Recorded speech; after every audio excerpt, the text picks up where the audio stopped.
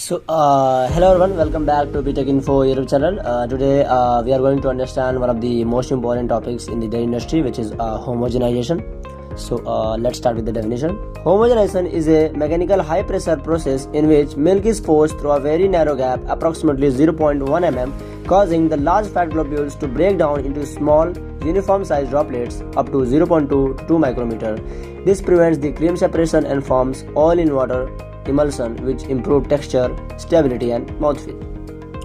तो होमोजेनाइजेशन एक high pressure mechanical process होता है जिसमें हम मिल्क को एक बहुत ही छोटे स्मॉल गैप से गुजारते हैं. जैसे ही मिल्क हाई प्रेशर पर इस नैरो गैप में इंटर करता है, जो बड़े फैट ग्लोब्यूल्स होते हैं वो टूटकर छोटे यूनिफॉर्म ड्रॉपलेट्स में कन्वर्ट हो जाते हैं. इससे हमारा क्रीम का जो लेयर है वो ऊपर नहीं आता है और मिल्क का टेक्सचर स्मूथ और यूनिफॉर्म रहता है.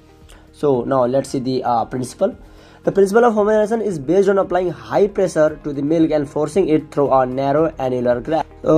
जैसे हम देख सकते हैं कि हम मिल्क को हाई प्रेशर देते हैं और फिर उसको एक छोटे 0.1 mm के गैप से पास करवाते हैं. इस गैप में जाते ही प्रेशर एकदम से ड्रॉप होता है. ठीक है, मतलब इसमें गया और प्रेशर एकदम से ड्रॉप हो गया और इस सडन ड्रॉप और हाई वेलोसिटी के कारण टर्बुलेंस, कैविटेशन और इम्पैक्ट फोर्सेस बनती हैं और ये सब मिलकर फैट को छोटे यूनिफॉर्म ड्रॉपलेट्स में तोड़ देती है.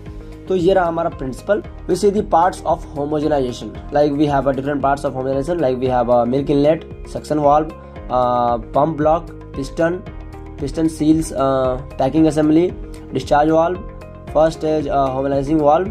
सो दिस आर द पार्ट्स.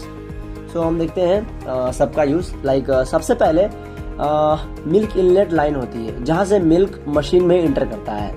फिर सक्शन वाल्व आता है जो पिस्टन के पीछे जाने पर ओपन होता है. जो सक्शन वाल्व है इसमें क्या होगा, ये पीछे जाएगा तो हमारा वाल्व ओपन होगा. ठीक है. पंप ब्लॉक के अंदर पिस्टन होता है जो सक्शन और कंप्रेशन दोनों बनाता है.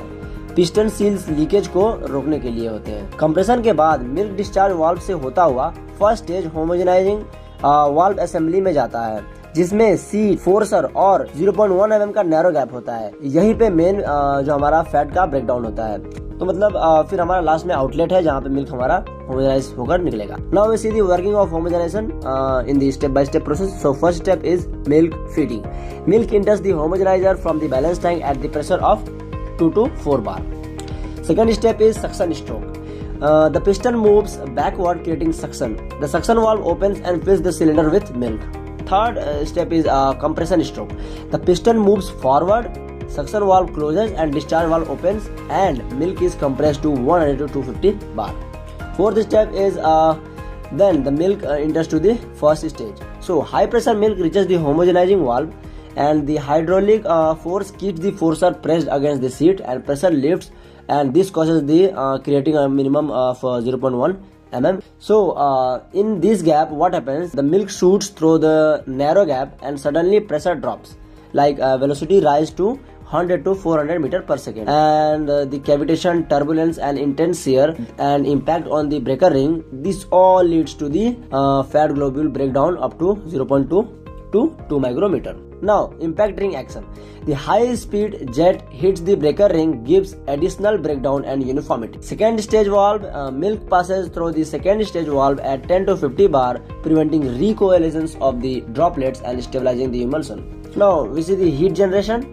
Pressure drop increases temperature by 1 degree Celsius per 40 bar. Like for 200 bar temperature rise 5 degree Celsius. Now after that homogenized milk exits the machine and moves to the pasteurization or storage after the homogenization. तो मतलब overall अगर process देखें तो milk balance tank से 2 to 4 bar pressure पर machine में inter होगा. ठीक है.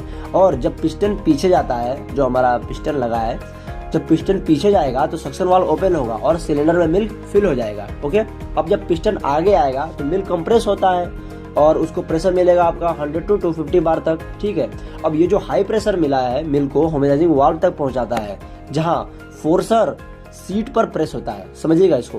तो जो हाई प्रेशर हमने दिया तो मिल्क होमोजेनाइजिंग वाल्व तक पहुंचेगा मिल्क. उसके बाद जहां पर फोर्सर सीट पर प्रेस होता है और प्रेशर के कारण फोर्सर हल्का लिफ्ट होगा और जब लिफ्ट होगा तो 0.1 mm का गैप बन जाएगा. ठीक. जो मिल्क हमारा गैप में इंटर होते ही प्रेशर एकदम से ड्रॉप होता है और वेलोसिटी हाई हो जाएगी और शीयर, टर्बुलेंस, कैविटेशन इन सब के कारण जो हमारे मिल्क फैट है वो छोटे ड्रॉपलेट्स में टूट जाते हैं. और जेट इम्पैक्ट रिंग जो है ना, इससे जब हमारा मिल्क टकराएगा, जिससे बचे हुए क्लस्टर्स भी ब्रेक हो जाती हैं, और तब हमारा जाएगा सेकेंड स्टेज में।